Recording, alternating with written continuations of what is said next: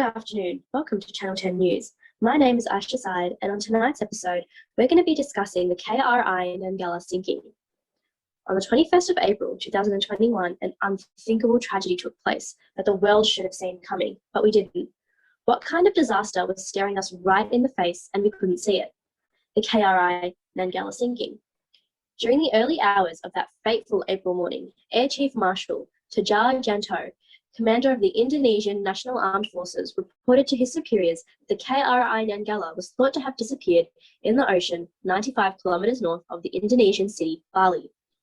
The submarine contained 49 crew members, one commander, and 3 weapon specialists, and it failed to report to its torpedo drill results on time. The last known contact was announced by the Navy in a written statement.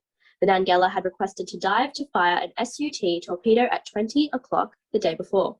After being given clearance, the boat officially lost contact with surface personnel. Chief of Staff of the Indonesian Navy, Yudo Margono, reported that both alive and practice torpedoes were conducted prior to contact being lost.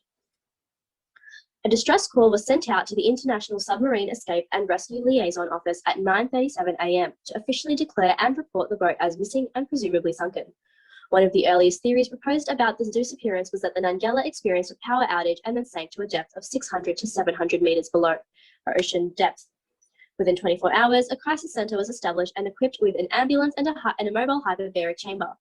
The center was also utilized as a source of information for the media and families of the crew members.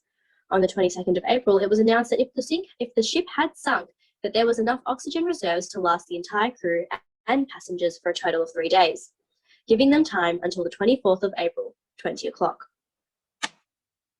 Furthermore, it was reported that the UWT, the underwater telephone of the submarine, was rendered defective during the drill and therefore hindered the communications between both bombers and rescue vessels in the area. The Indonesian Navy immediately deployed 3 warships, the KPI Diponegoro, the KRI Raden Edi Mardinate, and the KRI Gusti Negoro Rai, to conduct the search for the Nanggala. A team of divers were also dispatched to search for possible distress signals. By the oxygen run-out time, 6 warships had been sent out. By the 23rd of April, Australia, Singapore, and India had officially joined the search. It was later reported that one of the 6 warships had detected movement underwater at a speed of 4.6 kilometers per hour, but was unable to gather enough information to be able to correctly identify the source of the signal. A week later, the Indonesian Navy officially announced the finding of debris. Initial sonar imaging indicated that the submarine had sunk to a depth of over 850 meters. A more precise and accurate report later on confirmed that all 53 crew members and personnel on board had lost their lives. Later on, it was also confirmed that the submarine, upon intense pressure, had split into 3 parts. Initial debris recovery included the rudder, diving plane, anchor, and external parts of the pressure hull.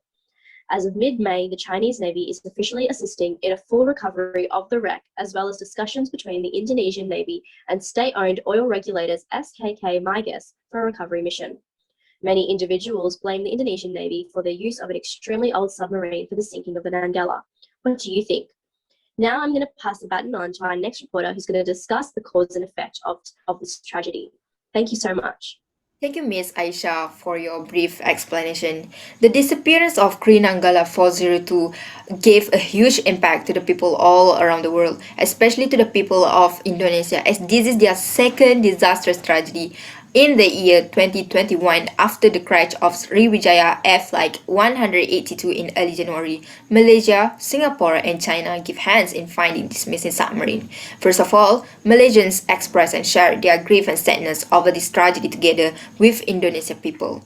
As the representative of Malaysia, Senior Defence Minister Datuk Seri Ismail Sabri Yaakob also delivered his condolences to the President of Indonesia, Joko Widodo.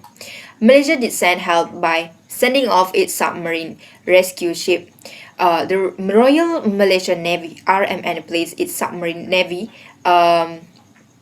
named MV Megabakti from Teluk Sepanggar, Kota Kinabalu, Sabah to northern Bali. The other international efforts in finding the sunken submarine of Indonesia is also deployment of the rescue ship from China, including Type 925 rescue ship Yongxin Dao, PRC Navy ship Tang Nantuo 10595 and also PRC Navy ship salvage. The neighboring Singapore was also involved in the rescue and salvage of Kri Queen Naggala by sending off its submarine rescue vessel called MV Swift Rescue that is equipped with the deep search and rescue ship. By helping Indonesia by various kinds of methods, not only lighten their burden but also provides them the opportunity to move forward.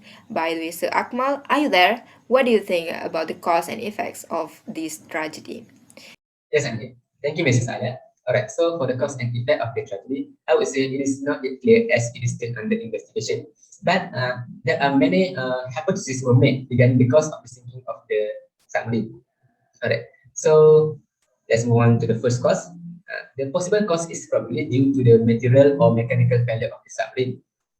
This occurrence will then lead to the, an awful flood in the submarine's compartment as it loses its buoyancy and the control of its depth. That's why the submarine sinks. Right. So let's move on to the second causes. It is actually an assumption made by a retired Navy admiral. He stated that there was damage in the ship commander. The ship commander acts as the submarine's power supply. So when it is damaged, the submarine undergoes backup at the time. Also, other experts also make another assumption. They assume that there is damage in the pressure hull of the submarine. So because of that, the submarine can withstand the pressure exert on it underwater. That's why the submarine sinks. And lastly, another possible cause for the sinking of this Kree Nanggala is because strong underwater waves and are also known as internal waves. It is actually because in the area where the submarine was declared missing, there is a movement of a heavy internal wave comprising 2 to 4 million cubic meters of water captured by the Japanese weather satellite Maori 8 and as well as an European weather satellite. That's why these hypotheses were made.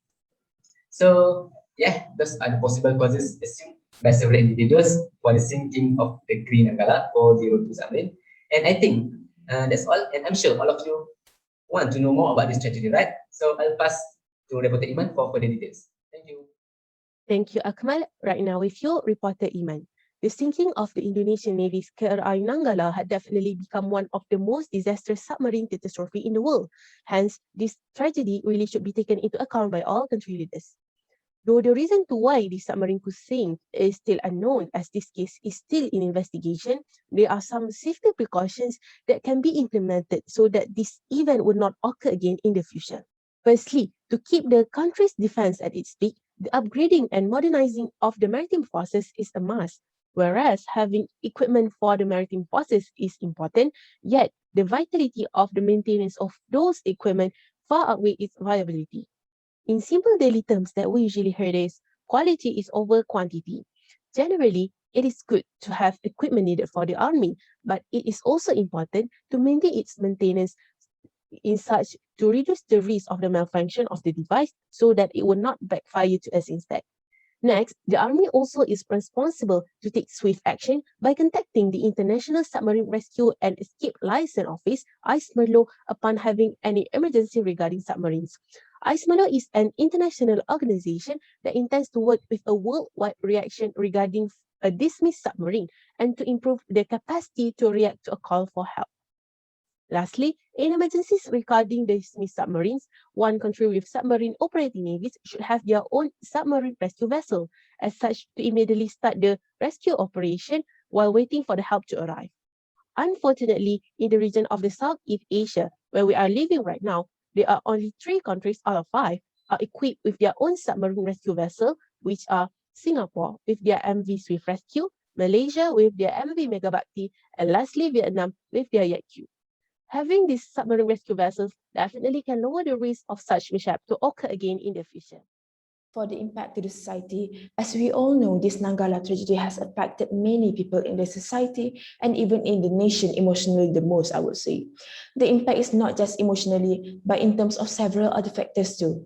This is because the sinking of the submarine involved 53 crew members who perished in this incident. In these 53 crew members, they are the son of a family, a dad to some children, a husband to his wife, and also a hero to the country. So this incident absolutely give an emotional impact the most to society and even the country. As an evidence, there are some people throwing flowers and petals with names of the sunken Nanggala submarine crew members into the sea in Bali as a sign of sympathy towards them, as it is the last show of pride by them as a hero who passes away while performing a state duty. Not just that, President Joko Widodo is also planning to compensate the crew's family too in order to help them in terms of education. Another example, there is also a group of 6 people at Baganserai who have created panjut, which is an oil lamp placed on a structure made up of bamboo, as a sign of sympathy and solidarity towards the tragedy. The sinking of the submarine also exposes Indonesia that their navy is underfunded and old. This incident a little bit highlights their weaknesses and things they can slowly fix by time.